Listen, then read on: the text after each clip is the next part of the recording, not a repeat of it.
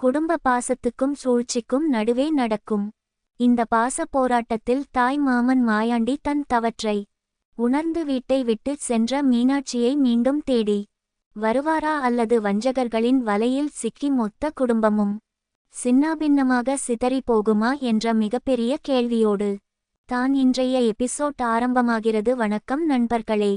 தாய் மாமன் சீரியலின் இன்றைய எபிசோட் முழுக்க முழுக்க கண்ணீரும் எதிர்பார்ப்பும் நிறைந்த ஒரு மிகப்பெரிய உணர்வுபூர்வமான கட்டத்தை எட்டியிருக்கிறது. சொல்லப்போனால் இன்று நடந்த ஒவ்வொரு காட்சியும் பார்ப்பவர்கள் மனதை பிசைந்து எடுக்கும் அளவுக்கு அத்தனை வலிகளும் வேதனைகளும் நிறைந்ததாகவே இருந்தது. குடும்பத்தின் ஆணிவேராக இருந்த அந்த பந்தம் எப்படி ஒரு சிலரின் சுயநலத்தாலும் வஞ்சகத்தாலும் உடைந்து சிதறுகிறது என்பதை இன்றைய எபிசோட் மிக தெளிவாக தோலுரித்து காட்டியிருக்கிறது. உறவுகளுக்குள் விரிசல் விழுந்தால் அது எவ்வளவு பெரிய ரணத்தை கொடுக்கும் என்பதை மாயாண்டி மற்றும் மீனாட்சியின் வாழ்க்கையை வைத்து மிக ஆழமாக சொல்லி இருக்கிறார்கள். எபிசோடின் தொடக்கத்திலேயே நமது தாய் மாமன் மாயாண்டி அண்ணன் கோபத்தின் உச்சிக்கே சென்று நிற்கிறார். பெரிய முற்றம் கொண்ட அந்த பாரம்பரியமான வீட்டின் நடுவே குடும்பமே கூடி நிற்க ஒரு மிகப்பெரிய கலவரமே அங்கு வெடித்து கொண்டிருக்கிறது. மாயாண்டியின் கண்கள் கோபத்தில் சிவந்து நெருப்பாய் கொதிக்கிறது. அவர் மூச்சுக்காற்று கூட அனலாக தகிக்கிறது. எதிரே நிற்கும் மஞ்சமலை மிக தந்திரமாக ஏதோ ஒன்றை பேசி மாயாண்டியை மேலும் உசுப்பேற்றி விடுகிறார். குடும்பத்தில் நடக்கும் சின்ன சின்ன பிரச்சனைகளை எல்லாம் ஊதி பெரிதாக்கி அதில் குளிர் காய நினைக்கும் அந்த சதிகாரர்களின் திட்டம் இன்று முழுமையாக வெற்றி அடைந்து விட்டது. இதை கேட்டதும் பொறுமை இழந்த மாயாண்டி சற்றும் யோசிக்காமல் மஞ்சமலையின் சட்டையை கொத்தாக பிடித்து இழுத்து ஆவேசமாக கத்துகிறார். என்னடா நினைச்சுகிட்டு இருக்க, என் குடும்பத்தை பிரிக்க பாக்குறியா என்று அவர் சிங்கம் போல கர்ஜிக்கிறார். குடும்பத்தின் மூத்தவர்கள் அனைவரும் பதறிப்போய் ஐயோ விட்டுடுப்பா, அவன ஒன்னும் பண்ணிடாத என்று கதறி அழுது அவர்களை விலக்கி விட போராடுகிறார்கள். அங்கே நிற்கும் பெண்கள் அனைவரும் அதிர்ச்சியில் உறைந்து போய் கைகளை பிசைந்து கொண்டு வாய் விட்டு அழ முடியாமல் தவித்து நிற்கிறார்கள். குடும்பத்தின் கௌரவம் மரியாதை எல்லாமே அந்த ஒரு நொடியில் கேள்விக்குறியாக மாறி நடுத்தெருவில் நிற்கிறது. இந்த மொத்த பழியும் எந்த பாவமும் அறியாத மீனாட்சியின் தலை மேல் விழுகிறது. அவள் கண்களில் இருந்து கண்ணீர் தாரை தாரையாக வடிகிறது. தான் உயிராக நினைத்த குடும்பம் தன்னை இப்படி அநியாயமாக சந்தேகப்படுகிறதே என்ற வலியோடு மீனாட்சி அங்கு அனாதையாக நிற்கிறாள். அவள் முகத்தில் இருக்கும் அந்த வலி எப்பேற்பட்ட கல் நெஞ்சக்காரர்களையும் கரைய வைத்துவிடும். இந்த அவமானங்களை இனியும் தாங்கிக் கொள்ள முடியாது என்று முடிவு செய்த மீனாட்சி நேராக தன் அறைக்கு செல்கிறாள். அங்கே அவள் இதயம் சுக்குநூறாக உடைந்து சிதறுகிறது. இத்தனை வருடங்களாக இந்த குடும்பத்துக்காக அவள் செய்த தியாகங்கள் எல்லாம் இன்று ஒரு நொடியில் யாருக்கும் தெரியாமல் போய் விட்டதே என்ற ஏக்கம் அவளை கொல்கிறது. அந்த நீல நிற புடவையில் அழுது கொண்டே தன் துணிகளை ஒவ்வொன்றாக எடுத்து ஒரு கருப்பு நிற பையில் அடுக்கி வைக்கிறாள். ஒவ்வொரு துணியை வைக்கும் போதும் அவள் இந்த வீட்டில் வாழ்ந்த அத்தனை அழகிய நினைவுகளும் அவள் கண் முன்னே வந்து அவளை மேலும் துடிதுடிக்க செய்கிறது. அப்போது திடீரென்று மாயாண்டி அந்த அறைக்குள் நுழைகிறார். மீனாட்சி துணிகளை எடுத்து வைப்பதை பார்த்ததும் அவருக்குள் ஒரு நொடி இதயம் நின்று விடுகிறது. தன் கோபத்தை முழுவதுமாக மறைத்து கொண்டு தன் மனைவி எங்கே தன்னை விட்டு நிரந்தரமாக பிரிந்து சென்று விடுவாளோ என்ற உள்ளூர பயம் இருந்தாலும் ஆணாதிக்க திமிரோடு என்னடி பண்ற வீட்டை விட்டு போறியா என்று அதிகாரமாக கேட்கிறார். மீனாட்சி கண்ணீரோடு ஆமாம், நான் இந்த வீட்டை விட்டு போறேன். என் மேல சின்ன நம்பிக்கை கூட இல்லாத இந்த குடும்பத்துல நான் இனிமேல் ஒரு நிமிஷம் கூட இருக்க மாட்டேன். உங்களுக்கு நான் உண்மையாக இருந்தும் என்னை ஒரு குற்றவாளி போல நிறுத்தி அசிங்கப்படுத்தியதை என்னால் மன்னிக்கவே முடியாது என்று மிக உறுதியாக சொல்கிறாள். மாயாண்டிக்கு உள்ளே உயிர் துடித்தாலும் அவனது ஆம்பளை திமிரும் கோபமும் அவனை தடுக்கிறது. அவளை தடுத்து நிறுத்தாமல் அப்படியே பிடிவாதமாக நிற்கிறான். இருவருக்கும் இடையே நடக்கும் அந்த வார்த்தை போர் பார்ப்பவர்கள் கண்களிலேயே கண்ணீரை வரவழைக்கும் அளவுக்கு மிகவும் ஆழமாக அழுத்தமாக இருந்தது. இருவரும் ஒருவரை ஒருவர் உயிருக்கு உயிராக காதலித்தாலும் இடையில் புகுந்த அந்த ஈகோ இருவரையும் நிரந்தரமாக பிரிக்க பார்க்கிறது. இவர்கள் இப்படி ஒரு பக்கம் அழுது கொண்டிருக்க இன்னொரு பக்கம் குடும்பத்தின் மூத்த பெண்மணி ஒருவர் யாருக்கும் தெரியாமல் ஒரு சிவப்பு நிற நகை பெட்டியை திறந்து பார்க்கிறார்.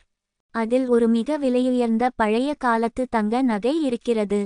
குடும்பத்தின் வறுமையா அல்லது வேறு ஏதாவது சூழ்ச்சியா என்று தெரியவில்லை. அந்த நகையை வைத்து ஏதோ ஒரு மிகப்பெரிய திட்டம் தீட்டப்படுகிறது. அந்த வழியாக வரும் வில்லன் அண்ணன் அந்த நகையை பார்த்து விடுகிறான். அவனது கண்களில் பேராசை மின்னுகிறது. இந்த வீட்டின் மொத்த சொத்தையும் எப்படி தன் கைக்குள் கொண்டு வருவது என்று அவன் ஒரு தந்திரமான வலையை பின்ன தொடங்குகிறான். இந்த நகை கண்டிப்பாக இனி வரும் எபிசோடுகளில் ஒரு மிகப்பெரிய பூகம்பத்தை குடும்பத்திற்குள் ஏற்படுத்தப் போகிறது என்பது மட்டும் மிக தெளிவாக தெரிகிறது. பணத்துக்காகவும் சொத்துக்காகவும் சொந்த இரத்த பந்தங்களை கூட ஏமாற்ற துணியும் இந்த கயவர்களின் சூழ்ச்சி எப்போது வெளிச்சத்திற்கு வரும் என்று பார்வையாளர்கள் அனைவரும் நகத்தை கடித்து கொண்டு காத்து கிடக்கிறார்கள். அந்த மூத்த பாட்டி அழுது கொண்டே இதை யாருக்கும் தெரியாமல் மறைத்து வைப்பதை பார்க்கும் போது அந்த குடும்பத்தின் மேல் உள்ள சாபம் இன்னும் விலகவில்லை என்று தான் தோன்றுகிறது.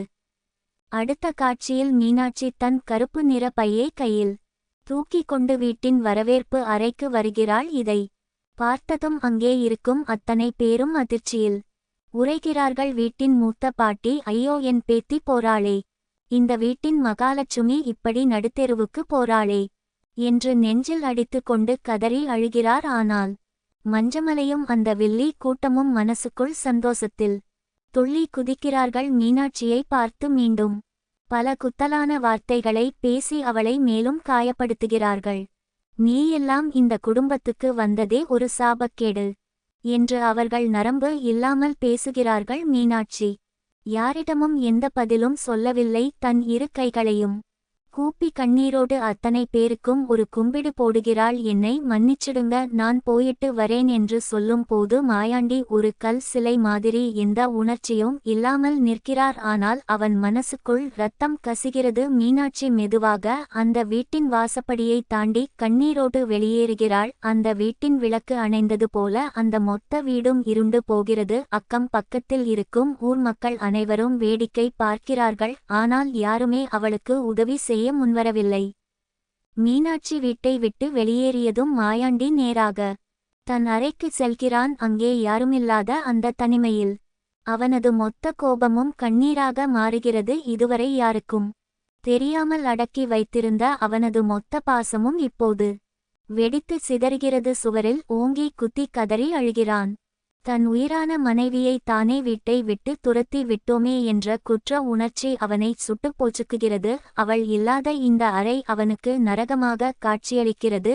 இதற்கிடையில் இருட்டிய பிறகு மீனாட்சி அந்த நள்ளிரவில் யாருமற்ற தனிமையான சாலையில் கண்ணீரோடு நடந்து சென்று கொண்டிருக்கிறாள். அவளுக்கு எங்கே போவது, யாரிடம் அடைக்கலம் கேட்பது என்று எதுவும் தெரியவில்லை. தன்னை நம்பி யாருமில்லை என்ற தனிமை அவளை வாட்டி வதைக்கிறது. சாலையில் செல்லும் ஒவ்வொரு வாகனத்தை பார்க்கும் போதும் அவளுக்கு ஏதோ ஒரு பயம் நெஞ்சை அடைக்கிறது.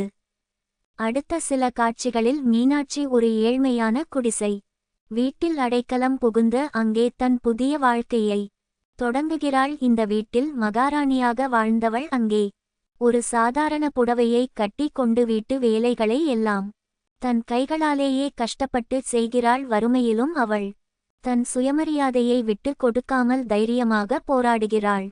விறகு அடுப்பில் சமைப்பது, தண்ணீர் சுமப்பது என்று அவளது கஷ்டங்களை பார்க்கும்போது நமக்கே மனசு வலிக்கிறது. அப்போது அவளுக்கு ஒரு தொலைபேசி அழைப்பு வருகிறது. போனை எடுத்து பேசும்போது அவள் முகம் அப்படியே அதிர்ச்சியில் உறைந்து போகிறது. மறுமுனையில் பேசுவது யார், அவர்கள் என்ன சொன்னார்கள் என்பது மிகப்பெரிய சஸ்பென்ஸாக வைக்கப்பட்டுள்ளது.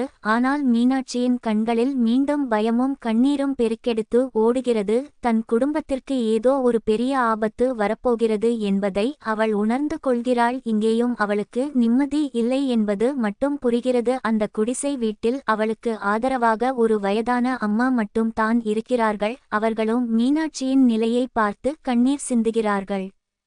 அதே நேரத்தில் மாயாண்டிக்கு கொஞ்சம் கொஞ்சமாக உண்மை புரிய தொடங்குகிறது. வீட்டில் நடந்த சண்டைகளுக்கும் மீனாட்சி வீட்டை விட்டு போனதற்கும் பின்னால் மஞ்சமலையின் மிகப்பெரிய சூழ்ச்சி இருப்பதை மாயாண்டி தன்னுடைய விசுவாசமான நண்பர்கள் மூலமாக தெரிந்து கொள்கிறான். அந்த சிகப்பு நிற பெட்டியில் இருந்த நகையை திருடி விற்க பார்த்த சதித்திட்டமும் மாயாண்டிக்கு தெரிய வருகிறது குடும்பத்தை கூறு போட அவர்கள் போட்ட திட்டம் மாயாண்டிக்கு அப்பட்டமாக தெரிய வருகிறது. இதை கேட்டதும் மாயாண்டியின் கண்களில் இருந்து தீப்பொறி பறக்கிறது. தன் மனைவியை பிரித்த அந்த சதிகாரர்களை சும்மா விடக்கூடாது. என் குடும்பத்தை வைத்து விளையாடிய இவனையும் நான் உயிரோடு விட மாட்டேன் என்று அவன் சபதம் எடுக்கிறான். அவனது கோபம் இப்போது ஒரு எரிமலையாக மாறி இருக்கிறது. பல நாள் காத்திருந்த அந்த உண்மை மெல்ல மெல்ல வெளிச்சத்துக்கு வரத் தொடங்கி விட்டது. மாயாண்டி இப்போது ஒரு புதிய அவதாரம் எடுத்துள்ளான். இன்றைய எபிசோடின் இறுதி காட்சியில் மாயாண்டி அக்னி பிழம்பாக மாறி மஞ்சமலையை நோக்கி ஆவேசமாக நடந்து வருகிறான். அவனது ஒவ்வொரு அடியிலும் குடும்பத்தின் மானத்தை காப்பாற்ற வேண்டும் என்ற வெறியும் தன் மனைவியை எப்படியாவது தேடி கண்டுபிடித்து மீண்டும் தன் வீட்டிற்கு அழைத்து வர வேண்டும் என்ற பாசமும் நிறைந்து காணப்படுகிறது. மாயாண்டியின் அந்த ஆக்ரோஷமான முகத்தை பார்த்தபடியே இன்றைய எபிசோட் மிகவும் விறுவிறுப்பாகவும் அடுத்த கட்டத்தை நோக்கியும் பரபரப்பாக முடிவடைகிறது. நாளை என்ன நடக்கும் என்ற ஆவலை இந்த இறுதி காட்சி பல மடங்கு தூண்டி விட்டிருக்கிறது.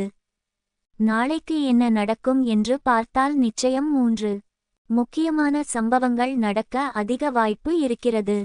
முதலாவது, மாயாண்டி மஞ்சமலையின் சட்டையை பிடித்து நடுத்தெருவில் நிறுத்தி அவனது மொத்த முகத்திரையையும் ஊர் மக்கள் முன்னே கிழித்து எறிவார். இத்தனை நாளாக அவன் போட்ட நாடகம் முடிவுக்கு வரும். இரண்டாவது, மீனாட்சி தங்கியிருக்கும் அந்த ஏழ்மையான குடிசைக்கு மாயாண்டி தேடி செல்வார். அங்கே அவளிடம் மண்டியிட்டு மன்னிப்பு கேட்பார். ஆனால் மீனாட்சி இத்தனை நாள் பட்ட அவமானங்களை மறக்க முடியாமல் அவருடன் மீண்டும் வர கண்டிப்பாக மறுத்து விடுவாள். இது இருவருக்கும் இடையே மேலும் ஒரு பெரிய உணர்ச்சி போராட்டத்தை உருவாக்கும். மூன்றாவது, குடும்பத்தில் இருக்கும் அந்த சிகப்பு பெட்டி நகையை வைத்து வில்லன் கூட்டம் செய்த மிகப்பெரிய திருட்டு அம்பலமாகும். இதனால் குடும்பத்தில் மூத்தவர்கள் அதிர்ச்சியில் உறைந்து போவார்கள். இன்னும் பல பூகம்பங்கள் வெடிக்கும். இந்த அத்தனை திருப்பங்களையும் எதிர்பார்ப்புகளையும் காண நாம் நாளைய எபிசோட் வரை காத்திருந்து தான் ஆக வேண்டும். இந்த மாதிரி விறுவிறுப்பான கதையை தொடர்ந்து கேட்க மறக்காமல் எங்களை பின்தொடருங்கள். நன்றி, வணக்கம்.